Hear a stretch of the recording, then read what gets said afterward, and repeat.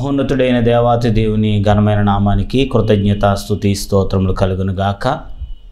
ప్రియ విశ్వాస శక్తి కార్యక్రమం వీక్షించుచున్న ప్రభు బిడ్డలైన మీ అందరికీ మా యొక్క హృదయపూర్వకమైన శుభాభివందనాలు తెలియచేస్తూ ఉన్నాం. మరి యొక్క దేవుని యొక్క కార్యక్రమంలోనికి మనము ముందుకు కొనసాగుదాం. మరి వీక్షించుచున్న మిమ్మల్ని అందరినీ కూడా దేవాతి దేవుడు బహుగా దీవించాలని నేను ఎంతగానో ఆశిస్తూ ఉన్నాను. మరి యొక్క శ్రేష్టమైనటువంటి యొక్క కార్యక్రమములో ఈ యొక్క క్రిస్మస్ ఆనంద వేళల్లో ప్రభు యొక్క నామములో మనమందరము కూడా యేసుక్రీస్తు ప్రభుల వారి యొక్క జన్మదినోత్సవ వేడుకల్లో మనం పాల్గొంటున్నటువంటి క్రిస్మస్ ఆనంద వేళల్లో దేవాతి దేవుడు మమ్మల్ని ప్రేరేపించి అనుగ్రహించినటువంటి అద్భుతమైనటువంటి ప్రేరేపణ బట్టి ఈ యొక్క క్రిస్మస్ ఫలము అనబడినటువంటి అంశమును మీ మధ్యలోనికి తీసుకురావాలని దేవాతి దేవుడు మాకు ఇచ్చిన తలంపును బట్టి మరి యొక్క సమయంలో మనము యేసుక్రీస్తు ప్రభుల వారి యొక్క జన్మదినోత్సవ వేడుకల్లో క్రిస్మస్ ద్వారాగా మనం ఏ ఫలము పొందబోతున్నాం, ఏ ఆశీర్వాదం పొందబోతున్నాం అనే సత్యాల్ని నేను తెలియచేయాలని ఆశపడుచు ఉన్నాను. కనుక శ్రద్ధ కలిగి ప్రభు యొక్క వాక్యాన్ని ధ్యానించాలని ప్రేమతో మిమ్మల్ని అందరినీ కూడా ఈ కార్యక్రమానికి ఆహ్వానిస్తూ ఉన్నాను. ఈ యొక్క క్రిస్మస్ ఫలము అనబడినటువంటి మరి యొక్క అంశంలో మనము మొదటిగా లూకా శుభవార్త 1వ అధ్యాయము 42వ వచనం చదివినట్లయితే, స్త్రీలలో నీవు ఆశీర్వదించబడిన దానవు, నీ గర్భఫలము ఆశీర్వదించబడును. దేవుని బిడ్డలారా, చదవబడినటువంటి శ్రేష్టమైనటువంటి మాటలు మనం చూసినట్లయితే దేవుని బిడ్డలారా, స్త్రీలలో నీవు ఆశీర్వదించబడిన దానవు అని మరియా తల్లి అయిన మరియను గూర్చి వ్రాయబడింది. దేవుని బిడ్డలారా, ఆమెను గూర్చి చెప్తున్నటువంటి మాటలు ఏమిటంటే, నీ గర్భఫలము ఆశీర్వదించబడును. దేవుని బిడ్డలారా, ఈ యొక్క శ్రేష్టమైనటువంటి భూభాగం మీద ప్రతి ఒక్క గర్భఫలము ఆశీర్వదించబడింది అని మనం చెప్పలేము. కానీ తల్లి అయిన మరియ యొక్క గర్భఫలము ఆశీర్వదించబడిన గర్భఫలమని దేవుని వాక్యం తెలియచేస్తూ ఉంది. కనుక మన యొక్క గర్భమున పుట్టిన బిడ్డలు కూడా ఆశీర్వదించబడినటువంటి శ్రేష్టమైన ఫలముగా ఉండాలని ఆ యేసుక్రీస్తు ప్రభు వారు మనల్ని ప్రేమించచ్చు, మరి యొక్క వాక్య సత్యముల ద్వారా మనతో మాట్లాడుచూ ఉన్నారు. మన బిడ్డలు మంచి గర్భఫలముగా దీవించబడాలి అనేది దేవుని యొక్క చిత్తమని మీకు తెలియచేస్తూ ఉన్నాను. కనుక మన యొక్క గర్భఫలం అనబడినటువంటిది ఏ విధముగా ఆశీర్వాదకరంగా ఉంటుందని మనం చూస్తున్నట్లయితే, అదే యొక్క లూకా శుభవార్తలో 2వ అధ్యాయము 6వ వచనంలో మనం చదివినట్లయితే, వారక్కడ ఉన్నప్పుడు ఆమె ప్రసవ దినములు నిండెను గనుక తన తొలుచూలు కుమారుని కని పొత్తుగుడలతో చుట్టి సత్రములో వారికి స్థలము లేనందున ఆయనను పశువుల తొట్టిలో పరుండబెట్టెను. దేవుని బిడ్డలారా, ఇక్కడ 6వ వచనంలో చెప్పబడిన మాట, ఆమె ప్రసవ దినములు నిండెను. ఈ రోజున మనకు క్రిస్మస్ ఫలము ఏ విధంగా అనుగ్రహించబడుతుందంటే, దేవుని బిడ్డలారా, మీ అందరికీ దేవుని సువర్తమానం తెలియచేయబడుతూ ఉంది. అలనాడు తల్లి అయిన మరియ యొక్క ప్రసవ దినములు ఏ విధంగా అయితే నిండిన తరువాత ఆమె ఆశీర్వాదకరమైన తల్లిగా తన ప్రసవ వేదనంతా మర్చిపోయి సంతోషాన్ని భూలోకానికి పంచిందో, ఈ రోజున దేవుని వాక్యాన్ని బట్టి ఈ క్రిస్మస్ ఆనంద వేళలో దైవజనుడిగా మీ అందరికీ తెలియచేస్తున్నాను. మీరు ఏ దుఃఖములో ఉన్నారో, ఏ వేదనలో ఉన్నారో, ఏ ప్రసవ వేదన పడుతూ ప్రార్థిస్తున్నారో, ఆ సందర్భాన్ని బట్టి దేవాతి దేవుడు మీ ప్రసవ దినములు 2023లో మరి నిండబోతూ ఉన్నాయి. ఆమేన్, హల్లెలూయా. కనుక ఈ 2024లో మీరు ఒక ఫలము పొందబోతున్నారు. ఈ చక్కనైనటువంటి గర్భఫలమును ఆ యొక్క తల్లి ఒక బిడ్డను కనిన తరువాత ఏ విధంగా అయితే తన బాధనంతా మర్చిపోతుందో, మన జీవితాల్లో కూడా తండ్రి అయిన యేసుక్రీస్తు ప్రభు వారి క్రిస్మస్ ఆనంద వేళలో ఆయన ఇచ్చే బహుమానమును బట్టి, ఆయన ఇచ్చే ఫలమును బట్టి మన దుఃఖ దినములన్నీ మరి కొట్టివేయబడతాయి, మన యొక్క కన్నీటి రోదనలన్నీ తొలగించబడతాయని దేవుని పేరట మీకు మనవి చేస్తూ ఉన్నామండి. కనుక మన యొక్క గర్భఫలము అనబడినటువంటిది దీవెనకరంగా ఉండాలనేది దేవుని యొక్క చిత్తమై ఉన్నది. కనుక అట్టి గర్భఫలముగా మనం ఉండాలి అంటే దేని బిడ్డలారా, కొంతమంది తల్లిదండ్రులు చక్కని మరి యొక్క క్రిస్మస్ ఆనంద వేళలో వారు క్రిస్మస్లో పాల్గొని వారు దేవుని వారు మంచి ఫలము పొందారు. మనము కూడా ఈ క్రిస్మస్ ఆనంద వేళల్లో దేవుని ఆరాధించి క్రిస్మస్లో పాల్గొని మనము ఫలము పొందాలని ఆశపడుచు ఉన్నాను. కనుక మొదటిగా మరియకు యోసేపులకు కలిగినటువంటి గర్భఫలముతో వారు ప్రభువును మహిమపరచి ఉన్నారు. కనుక మరి లూకా సువార్త 1వ అధ్యాయము 28వ వచనం చూసినట్లయితే, ఆ దూత లోపలికి వచ్చి ఆమెను చూచి, దయాప్రాప్తురాలా, నీకు శుభము, ప్రభువు నీకు తోడై ఉన్నాడని చెప్పాను. దేవుని బిడ్డలారా, దేవుని యొక్క వాక్య సత్యమును బట్టి ఇక్కడ తల్లి అయినటువంటి మరియను గూర్చి దేవుని వాక్యం మాట్లాడుతూ ఉంది. దయాప్రాప్తురాలా, నీకు శుభము. ఈ రోజున వాక్యము వినుచున్న మీ అందరితో దేవాతి దేవుడు మాట్లాడుచూ ఉన్నారు. మీరు దేవుని వాక్యం వింటున్నారంటే మీరు కూడా దయాప్రాప్తురాలుగా మార్చబడుచు ఉన్నారు. మీకు శుభము కలగబోతూ ఉంది. మీ ప్రసవ దినములు నిండబోతూ ఉన్నాయి. మీ జీవితాల్లో ప్రభువు అద్భుతాలు ఆశ్చర్యకార్యాలు చేయబోతూ ఉన్నారని ఈ క్రిస్మస్ ఆనంద వేళల్లో మరియకు ఏ విధంగా అయితే ఇవ్వబడిందో ఒక ఫలముగా మనందరి జీవితాల్లో కూడా ఒక ఫలముగా ఇవ్వబడతా ఉంది. కనుక మరియకు శుభము కలిగింది. ఈ యొక్క క్రిస్మస్ వేళలో దేవుని బిడ్డలారా, మనకు కూడా శుభము కలగబోతూ ఉంది.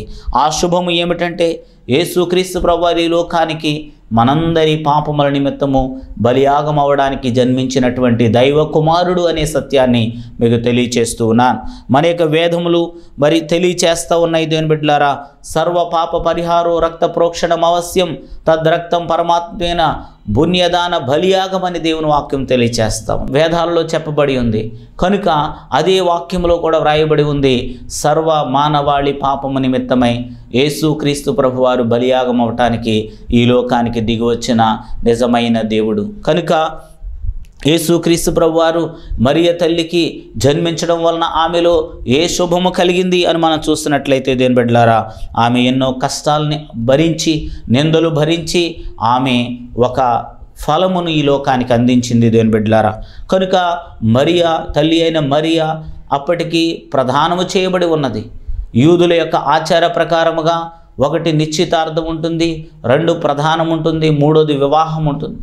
నిశ్చితార్థం అనేటువంటిది వారు పుట్టినప్పుడు పిల్లలుగా ఉన్నప్పుడే వారిని ఎవరిని వివాహం చేయాలనేది నిర్ణయిస్తారు. 2వదిగా మెచ్యూరిటీ అయిన తరువాత వారు మరి ప్రదానం చేయబడతారు. 1 సంవత్సరం లోపల వివాహం చేస్తామని చెప్తారు. అప్పటి వరకు జాగ్రత్తగా ఉండాలి. ఈలోపుగా గనక వారు కలిసినా లేకపోతే వారికి ఏదైనా గర్భం వచ్చినా వాళ్ళని రాళ్లతో కొట్టి చంపివేస్తారు. ఇలాంటి ఆచారము యూదులలో ఉంది. ఆ యొక్క మోషే ధర్మశాస్త్రంలో ఉంది. కానీ ఇన్ని నిందలు భరిస్తూ కూడా తల్లి అయినటువంటి మరియా యేసుక్రీస్తు ప్రభువారిని మనందరికీ కూడా బహుమానంగా ఇచ్చింది. కాబట్టి ఆమె ధన్యురాలు. ఈ రోజున ఆమె మరి గొప్ప స్త్రీగా ఉన్నది దేవుని బిడ్డలారా. కనుక ఇక్కడ యోసేపు కూడా చూసినట్లయితే ఆయన జీవితంలో కూడా ఆయన గొప్ప ఫలం పొందారు. అదేమిటంటే కుటుంబ బాధ్యతను ఆయన స్వీకరించారు. మత్తయి సువార్త 1వ అధ్యాయం 24వ వచనంలో ఈ విధంగా వ్రాయబడి ఉంది, యోసేపు నిద్ర మేలుకొని ప్రభువు దూత తనకు ఆజ్ఞాపించిన ప్రకారము తన భార్యను చేర్చుకొనెను. ఈ రోజున చాలామంది భర్తలైనటువంటి వారు, యజమానులైనటువంటి వారు ఏదో ఒక సాకులతో, ఏదో ఒక కారణాలతో కుటుంబ బాధ్యతలను విడిచిపెట్టేసి వారి ఇష్టానుసారంగా జీవిస్తూ ఉన్నారు. కానీ దేవుని వాక్యాన్ని బట్టి తెలియచేస్తూ ఉన్నాం దేవుని బిడ్డలారా, మన జీవితములలో మనం ఎప్పటికీ కూడా మన బాధ్యతలు విస్మరించకూడదు. ఇక్కడ ఆమె గర్భవతి అని తెలుసుకొని కూడా తన బాధ్యతను స్వీకరించినట్లుగా ప్రతి పురుషుడు, ప్రతి ఒక్క యజమాని కూడా తన భార్య బిడ్డల యొక్క బాధ్యతలను స్వీకరించి బాధ్యత కలిగి ఉండాలని ఈ సమయంలో మీకు దేవుడు ఇచ్చిన గొప్ప ఫలమును నిలబెట్టుకోవాలని తెలియచేస్తూ ఉన్నాను. 2వదిగా చూసినట్లయితే ఎలిజబెత్ జకరియాలకు ఇవ్వబడినటువంటి చక్కని గర్భఫలం అనబడిన ఆశీర్వాదం వారికి అందించబడింది. కనుక దేవుని బిడ్డలారా, ఇవ్వబడినటువంటి ఆ యొక్క వృద్ధాప్యంలో వారికి ఇవ్వబడిన గర్భఫలము యేసుక్రీస్తు ప్రభువారు రాకముందు తన యొక్క మార్గాన్ని సిద్ధపరిచేటువంటి యోహాను అనబడినటువంటి చక్కని గర్భఫలము వారు పొందుకొని ఉన్నారండి. ఆ యొక్క యోహాను అనబడినటువంటి గర్భఫలము ఎలా పొందుకొని ఉన్నారంటే, ఎప్పుడైతే జకర్యా తన తరగతి క్రమము చొప్పున ఆయన ధూపవేదిక దగ్గర ధూపం వేయుచున్న సమయంలో దేవుని దూత దిగివచ్చి ఆయనతో ఈ మాటలన్నీ చెప్పి ఉన్నారు. దీని బిడ్డ అనగా ప్రార్థనలో నుండి ఆయన గర్భఫలమును పొందుకొని ఉన్నారు.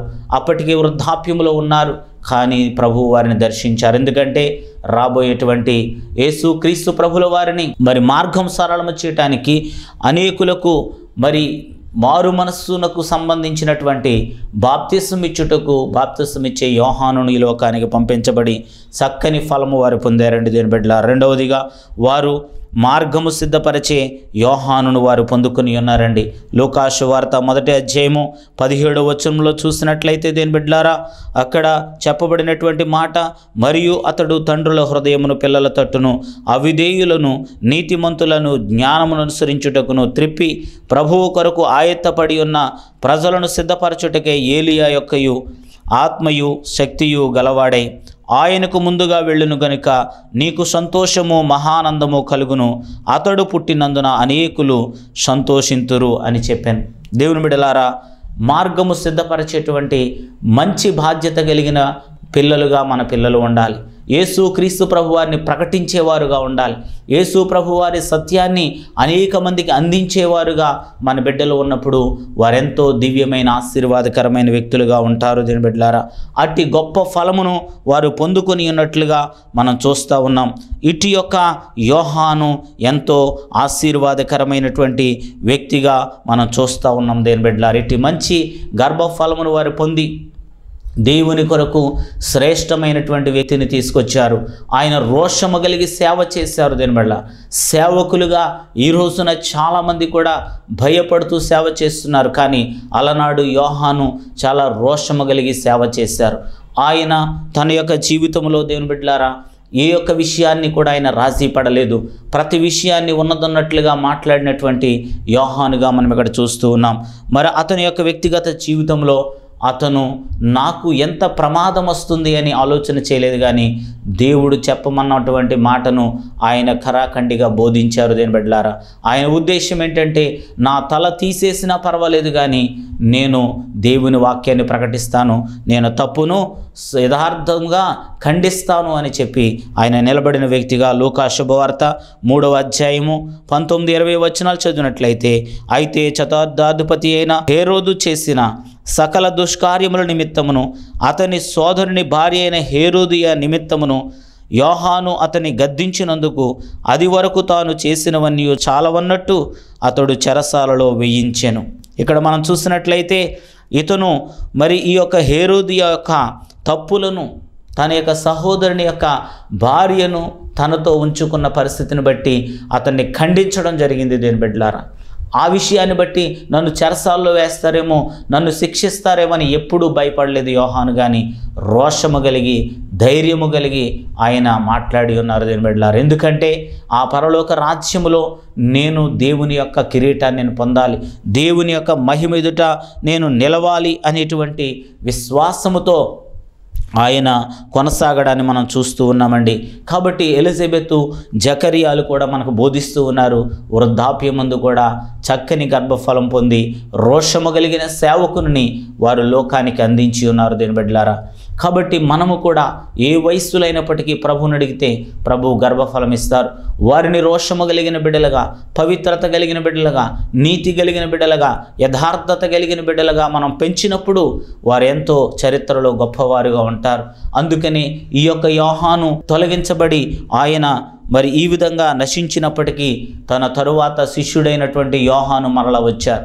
ఆ యోహానును కూడా ఇలాగే అనేక రకాలుగా హింసించడానికి చూశారు, కానీ ఆయన కూడా దేవుని కొరకు, యేసుక్రీస్తు ప్రభువారి కొరకు రోషము కలిగినబడ్డారు. శిష్యులందరూ వెళ్ళిపోయినప్పటికీ ఆ సిలువ దగ్గర నిలిచినది యోహాను మాత్రమే. యోహాను ఆ విధంగా నిలిచారు. అతను అగ్ని మంటలను చల్లార్చగలిగారు. సలసలా కాగుచున్న నూనెలో వేసినప్పటికీ కూడా ఆయనకు ఏ హాని కలగలేదు. దేని బిడ్డలారా, అలాంటి రోషము కలిగినటువంటి యోహాను తన యొక్క జీవితంలో ఎప్పటికీ కూడా ప్రభువునే స్తుతించారు. దేని బిడ్డ, డొమిషియన్ అనే చక్రవర్తి చెప్పి ఉన్నారు, కురియో సీజర్ అని అందరినీ పిలవమని అంటే, కానీ యోహాను చెప్పారు కురియో క్రిస్టోస్ అని చెప్పారు. అంటే యేసే నిజమైన దేవుడని ప్రకటించారు. అందును బట్టి ఆయన పద్మసు దీవులు వేశారు.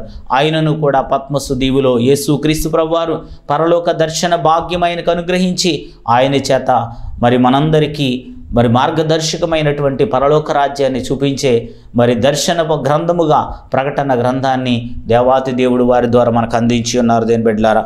కనుక ఈ యొక్క యేసేపు మరియల వంటి చక్కని గర్భఫలాన్ని మనము కూడా కలిగి ఉండాలని తెలియచేస్తూ ఉన్నాను.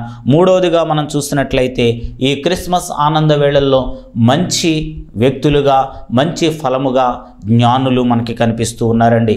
ఈ జ్ఞానులు కూడా ఈ క్రిస్మస్లో పాల్గొని గొప్ప ప్రతిఫలాన్ని వారు పొందుకొని ఉన్నారు దేని బిడ్డలారా. మొదటిగా జ్ఞానుల గురించి మనం చూసినట్లయితే క్రీస్తు కొరకు వారు సుదూర ప్రయాణము చేసి వారు క్రీస్తును చూడడానికి, యేసు క్రీస్తు ప్రభువారిని చూడడానికి వారు వెళ్ళినట్టు మనం చూస్తూ ఉన్నాం. మత్తయి శుభవార్త 2వ అధ్యాయము 2వ వచనం మనం చూసినట్లయితే, యూదుల రాజుగా పుట్టిన వాడెక్కడనున్నాడు?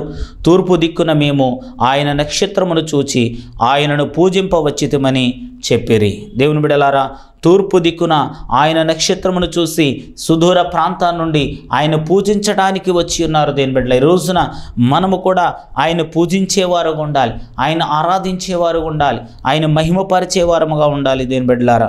ఈ విధముగా వారు దేవుని నామాన్ని అంగీకరించి, ఈ రోజున కూడా చాలామంది జ్ఞానులైనటువంటి వారు మాకు సమస్తము తెలుసని యేసుక్రీస్తు ప్రభు వారిని అంగీకరించలేకపోతూ ఉన్నారు దేని బిడ్డలారా.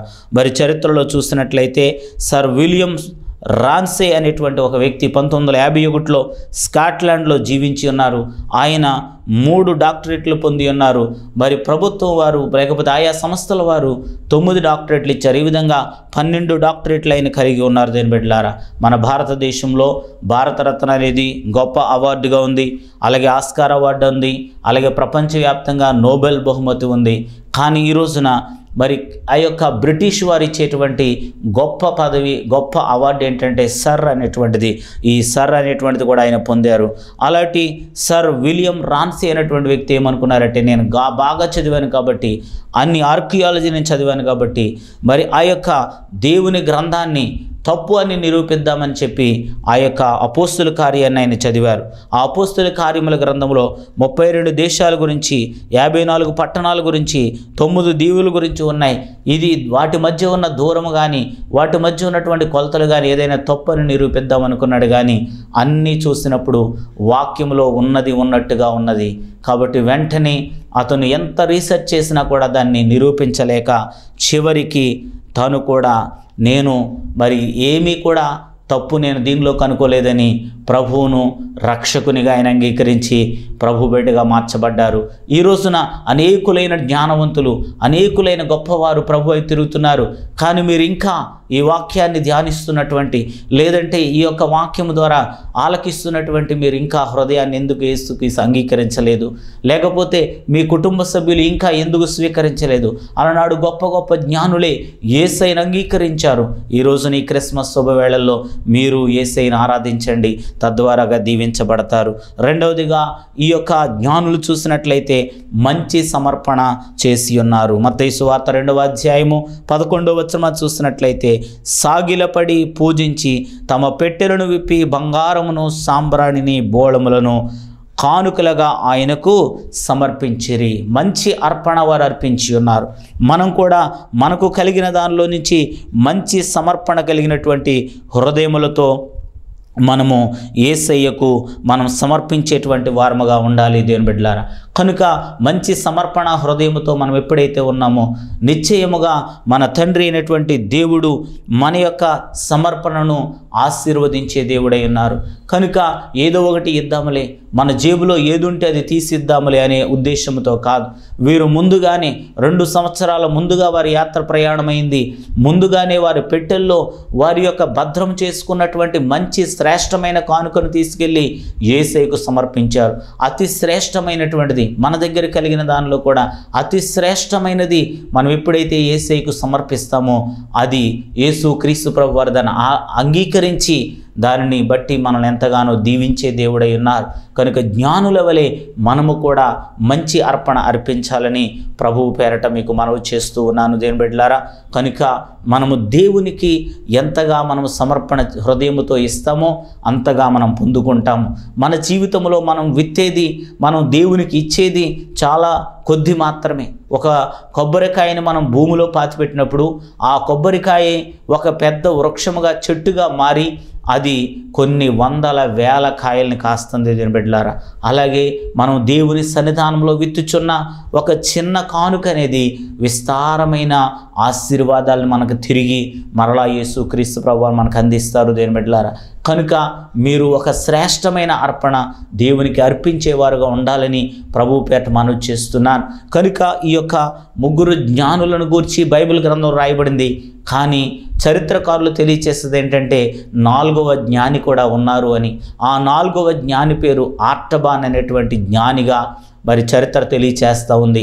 ఈ ఆర్టబాన్ అయితే దేవుని కొరకు ఆయన అర్పించడానికి డైమండ్స్ని తీసుకెళ్లారటండి, వజ్రాలను తీసుకెళ్లారటండి. ఆ వజ్రాలు పెట్టి తీసుకొని వెళ్తున్నప్పుడు వాళ్ళందరూ కూడా అక్కడ వెళ్ళేటప్పటికల్లా ఇక అందరూ కూడా అక్కడి నుంచి వెళ్ళిపోయారు. జ్ఞానులు వెళ్ళిపోయారు, గొల్లలు వెళ్ళిపోయారు.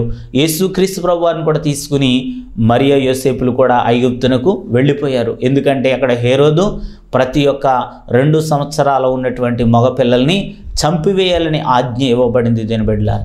కనుక ఆ విధంగా ఇవ్వబడిన ఆజ్ఞను బట్టి అక్కడ అనేక మందిని నశింపచేస్తున్నటువంటి పరిస్థితులను బట్టి వారందరినీ కూడా నశింపచేస్తున్న పరిస్థితిని బట్టి ఆర్టబాన్ చలించిపోయి అయ్యో యేసయ్యకి ఇవ్వాలనుకుంటున్నాను, కానీ యేసయ్య అక్కడ లేరు కాబట్టి ఈ డైమండ్స్తో ఒక్కొక్క పిల్లవాడిని రక్షించాలని ఆ సైనికులు పిలిచి, అయ్యా మీకు ఈ డైమండ్స్ ఇస్తాం, ఈ పిల్లవాడిని వదిలిపెట్టండి, అయ్యా ఈ డైమండ్ తీసుకుని ఈ పిల్లవాడిని వదిలిపెట్టండి అని చెప్పి అనేక పిల్లలను వారు రక్షించారు. ఆమేన్, హల్లెలూయా. అనగా తన దగ్గర ఉన్నటువంటి ఆ యొక్క మరి విలువైనటువంటి వజ్రాలను కొంతమందిని రక్షించుటకు ఆయన సద్వినియోగపరిచారండి. ఈ రోజున దేవుని బిడ్డలారా, దేవుడు నీకు అమూల్యమైన శ్రేష్టమైన ఆశీర్వాదాలు ఎన్నెన్నో ఇచ్చారు. కానీ దాని ద్వారాగా నువ్వు ఒక ఆత్మనైనా రక్షించగలుగుతున్నావా?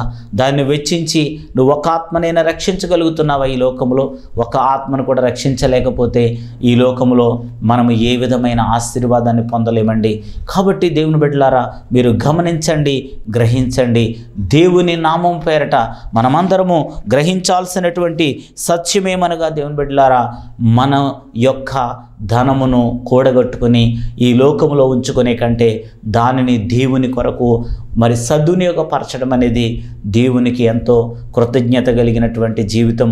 మనం ఇంకా ఆశీర్వదించబడాలి అంటే, మనం ఇంకా దీవించబడాలి అంటే మనం ఒక క్రొత్త మార్గంలో వెళ్ళాలి. 3వదిగా వారు ఏం చేస్తారంటండి, మరి యొక్క మార్గములో వెళ్ళిరి. మత్తయి శుభవార్త 2వ అధ్యాయము 12వ వచనం ఈ విధంగా తెలియచేస్తూ ఉంది. తరువాత హేరోదు నద్దకు వెళ్ళవద్దని స్వప్నమందు దేవుని చేత బోధింపబడిన వారే వారు మరి యొక్క మార్గమున తమ దేశమునకు తిరిగి వెళ్ళిరి. దేవుని బిడ్డలారా, ఈ రోజున క్రిస్మస్కి వచ్చిన మీరు, వాక్యం వింటున్న వీరు, దేవుని సన్నిధికి వచ్చిన మీరు మరి యొక్క మార్గంలో వెళ్ళాలని యేసుక్రీస్తు ప్రభువు వారు కోరుకుంటున్నారు. ఎందుకంటే మీరు ఇంతవరకు ఒక మార్గంలో జీవించారు, ఒక లోక సంబంధమైన క్రియల్లో జీవించి ఉంటారు. లేకపోతే ఇది పర్వాలేదులే అన్నట్టుగా చిన్న చిన్న తప్పిదాలని, పాపాలని కూడా మీరు చేస్తూ జీవించి ఉంటారు. కానీ అవన్నీ విడిచి క్రొత్త మార్గంలో మీరు వెళ్ళాలని యేసుక్రీస్తు ప్రభువు వారు కోరుకుంటున్నారు. క్రిస్మస్ ఆరాధనకు వెళ్ళుచున్న మీరు మరి యొక్క మార్గంలో మీరు ఇంటికి వెళ్ళాలి. ఆ మార్గం ఏంటంటే, జ్ఞానులు చేసినట్లుగా సుదూర ప్రాంతాలైనా సరే యేసయ్య దగ్గరకు మనం వెళ్ళాలి. జ్ఞానులు చేసినట్లుగా మనం యేసయ్యకు హృదయపూర్వకమైన అర్పణలు అర్పించాలి. మరి ఆర్టబాను వల్ల అనేక మందిని రక్షించాలి. దేవుని బిడ్డలారా, దేవుని యొక్క వాక్యం తెలియచేస్తూ ఉంది. ఈ విధముగా మనం అనేక ఆత్మను రక్షించకపోతే దేవుని రాజ్యానికి వెళ్ళిన తర్వాత, అయ్యా నేను క్రిస్మస్లు చేశాను, అయ్యా నేను అనేకమైన కార్యక్రమాలు చేపట్టాను, అయ్యా నేను దేవుని కొరకు అనేకమైన కార్యకలాపాలు నిర్వహించాను అని మీరు చెప్పినప్పటికీ కూడా ఏ విధమైన ప్రయోజనం ఉండదు దేవుని బిడ్డలారా. కనుక దేవుని యొక్క సన్నిధానంలో మనం చేయాల్సినటువంటి ముఖ్యమైన పని ఏమిటనగా అనేకులకు సువార్తను అందించాలి. ఈ టీవీ ప్రోగ్రాం ద్వారా కూడా మా సంఘ బిడ్డలు ఎంతో చక్కని పరిచర్య చేస్తూ ఉన్నారు. మా సంఘ పెద్దలు కొత్తలంక వీరబ్రహ్మం గారు, అలాగే బ్రహ్మ సూర్యకుమారి గారు అబ్రహాం శారాలుగా మార్చబడి ఈ యొక్క ప్రోగ్రామ్ని స్పాన్సర్ చేస్తున్నారు. దేవాతి దేవుడు వారు దీవించునుగా. అలాగే మీ జీవితంలో కూడా ఒక ఆత్మను కూడా రక్షించకుండా యేసయ్య దగ్గరికి వెళితే దేని బిడ్డలారా మనం ఏ దీవెన పొందలేము. ఒక గ్రామంలో 2 అన్నదమ్ములు ఉన్నారు. ఒక ఆయన వారిద్దరూ కూడా ఒక మీటింగ్కి వెళ్ళి రక్షణ పొందారు. 2 కూడా బాప్తిసం పొందారు. అన్నయ్య సేవకుడిగా ఉన్నాడు, తమ్ముడు లోక సంబంధముగా లాయర్గా పనిచేస్తూ అనేక డబ్బు సంపాదించాడు. తమ్ముడు తన ఆరోగ్యాన్ని నిర్లక్ష్యం చేసి కొద్ది కాలానికి అనారోగ్యం పాలై హాస్పిటల్లో వెళ్తే డాక్టర్లు చెప్పారు, ఇక నువ్వు బ్రతకమని చెప్పారు. దైవజనుడు వచ్చి తన తమ్ముడిని ఓదార్చాడు. తమ్ముడు, నువ్వు భయపడొద్దు, నువ్వు చనిపోతే యేసయ్య దగ్గరికి వెళతావు, నువ్వు భయపడొద్దు అని చెప్పారు. కానీ తమ్ముడు బాధపడ్డాడు. అన్నయ్య, నేను బాధపడుతున్నది చనిపోతున్నందుకు కాదు, కానీ యేసయ్య దగ్గర నేను వెళ్ళినప్పుడు యేసయ్య నన్ను అడుగుతున్న ప్రశ్నను గురించి నేను భయపడుతున్నాను. కుమారుడా, నీవు ఈ లోకంలో ఏం సంపాదించావని యేసయ్య నన్ను అడగడు. ఎన్ని భూములు సంపాదించి, ఎంత ఆస్తి సంపాదించని అడగడు. కానీ నీవు ఎన్ని ఆత్మలు సంపాదించావని అడిగితే నా దగ్గర సమాధానం లేదు అన్నయ్య. నేను ఈ లోకంలో అంతా ధనమనంతా కూడా లోకంలోనే మరి సంపాదించాను, కానీ ఒక్క ఆత్మను కూడా సంపాదించలేకపోతున్నాను, అందుకనే బాధపడుతున్నానని చెప్పారండి. ఈ రోజున మరియ వలె, యోసేపు వలె మంచి ఫలం మనం పొందబోతున్నాం. మరి ఎలిజబెత్, జకర్యాల వలె మంచి ఫలం పొందాలి. మరి అలాగే జ్ఞానుల వలె మంచి ఫలం పొందాలి. అటు యొక్క అనేక ఆత్మలు రక్షించే యోధులుగా ఈ క్రిస్మస్లో మనమందరము కొనసాగుదాం. దేవుడి కొద్ది మాటలు దీవించునుగాక. ప్రార్థన చేసుకుందాం. మహోన్నతుడు అయిన దేవా, నీ నామానికి లెక్కలేని స్తుతులు, స్తోత్రాలు. ఈ చెప్పబడిన ప్రతి మాట నీ బిడ్డల హృదయాల్లో ఫలింపచేయమని ప్రార్థిస్తున్నాం.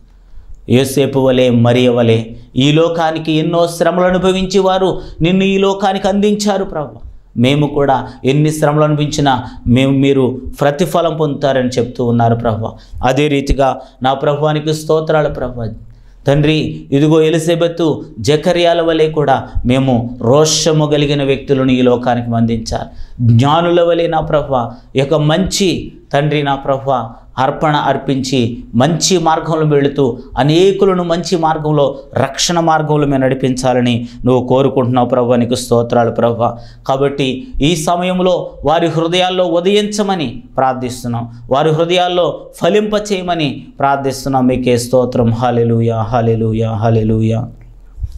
ఉదయించినావా దేవా నా హృదయ సీమలో, వెలిగించ దివ్య జ్యోతి నా చీకటిలో, కలిగించను నిరీక్షణ నా నిషీదిలో. ఉదయించినావా దేవా నా హృదయ సీమలో, ఈ భువిలో నీ జన్మం నాకిచ్చెను రక్షణ భాగ్యం. నా జన్మ కర్మ పాపం చేసినావు నాకు దూరం. ఈ భువిలో నీ జన్మం నాకిచ్చెను రక్షణ భాగ్యం. నా జన్మ కర్మ పాపం చేసినావు నాకు దూరం. ఆద్యంతరహితుడవు ప్రభువా, ఆద్యంతరహితుడవు ప్రభువా, నిజమైన దేవుడవు విభవా, నిజమైన దేవుడవు విభవా. ఉదయించినావా దేవా నా హృదయ సీమలో. అవును ప్రియబిడ్డలారా, మీ హృదయ సీమలో యేసయ్య ఉదయించి మీ చీకటిని తొలగించునుగాక, దీవించునుగాక, ఆశీర్వదించునుగాక. ఈ కార్యక్రమం స్పాన్సర్ చేసిన మా సంఘ పెద్దలు అబ్రహాం షారాలను దీవించండి, ఆశీర్వదించి కుటుంబాన్ని ఆశీర్వదించి ఫలింపచేయండి. ఇంకను అనేకమైన ఫలములు వినుచునని బిడ్డలందరికీ దయచేసి వారి కష్టాలు, కన్నీళ్లు, దుఃఖాలు తీసివేసి నీ సాక్షులుగా వాడుకుని మీరే మహిమ పొందమని నజరేయుడైన యేసయ్య నామములో అడిగి వేడుకొని పొంది ఉన్న మా పరమ తండ్రి, ఆమేన్. మన తండ్రి దేవుని యొక్క ప్రేమ, ప్రభు అయిన యేసుక్రీస్తు యొక్క కృప, పరిశుద్ధాత్మ యొక్క అన్యోన్య సహవాసము సదాకాలము మీ అందరికీ తోడై నడిపించునుగాక. ఆమేన్, ఆమేన్, ఆమేన్. అందరికీ వందనాలు. Thank you. God bless you.